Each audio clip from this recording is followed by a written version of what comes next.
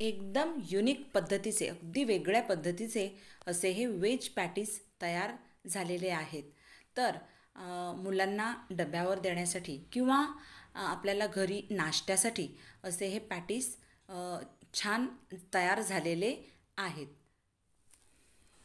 Hello everyone, yummy recipes चॅनलमध्ये मी आशा आपणा सर्वांचं खूप खूप खूप मनापासून स्वागत करत आहे.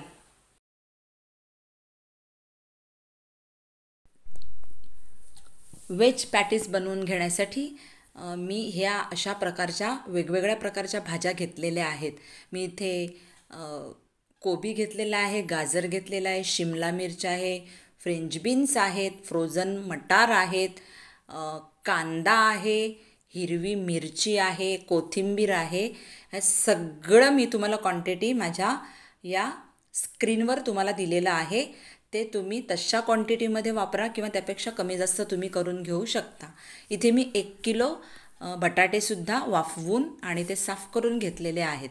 आता एक पॅन घ्यायचा आहे आणि त्यात 2 टेबलस्पून तेल घेऊन त्यात ते तेल गरम करून त्यात मी कांदा थोडासा परतून घेत आहे. तर कांदा अगदी सॉफ्ट होईपर्यंत आपल्याला हा परतून घ्यायचा आहे.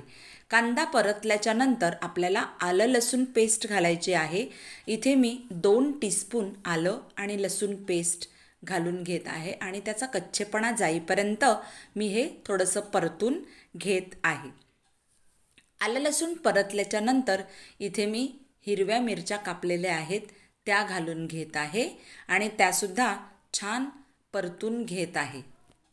हिरव्या मिरच्या परतून झाल्या की त्यात आपल्याला सगळ्या कापून ठेवलेल्या भाज्या एकत्रित घालून घ्यायच्या आहेत आणि त्या एकत्रित छान अशा शिजवून घ्यायच्या आहेत. तुम्ही पाहू शकताय की मी कोबी, गाजर आणि सगळ्याच भाज्या घालून घेत आहे आणि त्या सगळ्या मस्त खूप शिजवायच्या नाही, अगदी 100% आपल्याला शिजवायच्या नाही, अगदी 40 ते 50%च आपल्याला ह्या अशा वाफेवर शिजवून घ्यायच्या आहेत.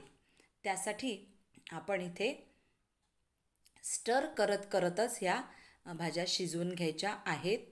अगदी तसंच सोडून दिलं की त्याचा पाणी उडून जाऊन तर खालचं बुडाला करपेल आणि हे करपलेल्या भाज्यांचे आपण जर पॅटीस बनवले तर ते खराब लागतील. म्हणून आपल्याला हे स्टर करत करतच हे शिजवून घ्यायचं आहे. आता इथे मी चांगल्या प्रकारे शिजवा असं लिहिलं आहे, पण हे व्यवस्थित कोणत्याही भाज्या एकदम 100% शिजवायच्या नसतात, हे तुम्हाला माहितीच आहे. तर मी इथे लीड लावून थोडंसं शिजवून घेत आहे. अगदी 4 ते 5 मिनटासाठी मी हे शिजवून घेतलेलं आहे. आता हे वर खाली करायचं आहे आपल्याला स्पॅच्युलाच्या मदतीने आणि त्यानंतर यात आपल्याला सगळे मसाले घालून घ्यायचे आहेत. आता इथे मी काश्मीरी मिरची घातलेली आहे 1 टीस्पून, 1/4 टीस्पून मी हळद घातलेली आहे, 1 टीस्पून धणे पावडर, 1 टीस्पून जिरं पावडर, 1 टीस्पून गरम मसाला पावडर, थोडंसं मीठ म्हणजे चवीपुरतं मीठ आणि मी आधी हिंग घातलेलं होतं. अगदी 2 चिमूटभर मी हिंग घातलेलं होतं, ते मी तुम्हाला मगाशी सांगायला विसरले. तर सगळे मसाले मी इथे एकजीव करून घेतलेले आहेत. त्यानंतर मी इथे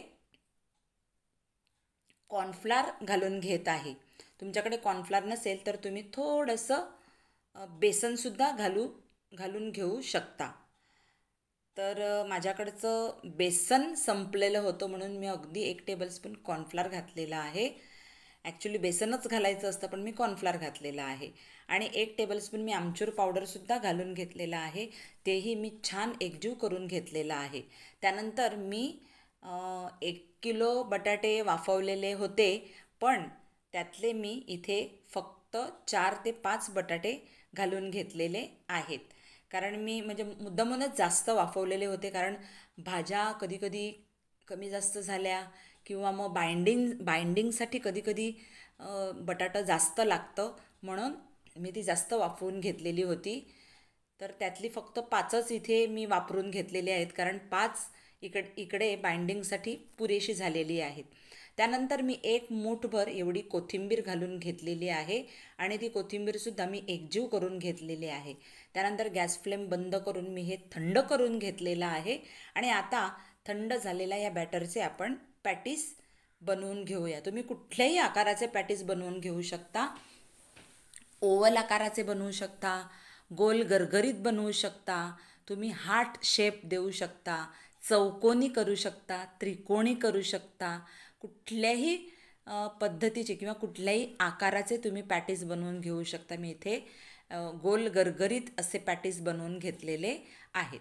आता हे आपल्याला फ्राय करायचे आहेत. मग असेच डायरेक्ट आपल्याला हे फ्राय करायचे नाही, तर काय करायचं, इथे मी 2 टेबलस्पून कॉर्नफ्लॉर आणि 1 टेबलस्पून मी मैदा घेतलेला आहे आणि त्याची जाडसर अशी स्लरी बनवून घ्यायची आहे. त्यात मी अगदी थोडं थोडं करून पाणी मिक्स करून घेत आहे, म्हणजे जेणेकरून इथे गुठळ्या राहता कामा नयेत. तर मस्त जाडसर अशी स्लरी बनवून झालेली आहे आणि हा मी रवा घेतलेला आहे. तुम्ही ब्रेड क्रम्ससुद्धा घेऊ शकता किंवा शेव मिळते, बारीक शेव, तीसुद्धा तुम्ही घेऊ शकता. मी इथे रवा घेतलेला आहे आणि त्या बॅटरमध्ये, मैद्याच्या किंवा कॉर्नफ्लॉरच्या बॅटरमध्ये मी हे डीप करून नंतर हे रव्यामध्ये मी कोट करून घेत आहे. आता सगळे पॅटीस मी असेच रव्यामध्ये कोट करून घेत आहे आणि नंतर पॅनमध्ये मी तेल गरम करून हे फ्राय करून घेत आहे. इथे तुम्ही पाहू शकताय की मी हे इथे शॅलो फ्राय करून घेत आहे. आता तुम्हाला हवं तर तुम्ही डीप फ्रायसुद्धा करून घेऊ शकता, पण अशा प्रकारचे पॅटीस मी माझ्या घरात नेहमी शॅलो फ्रायच करून घेते. त्यामुळे हे छान गोल्डन होईपर्यंत मी हे फ्राय करून घेत आहे.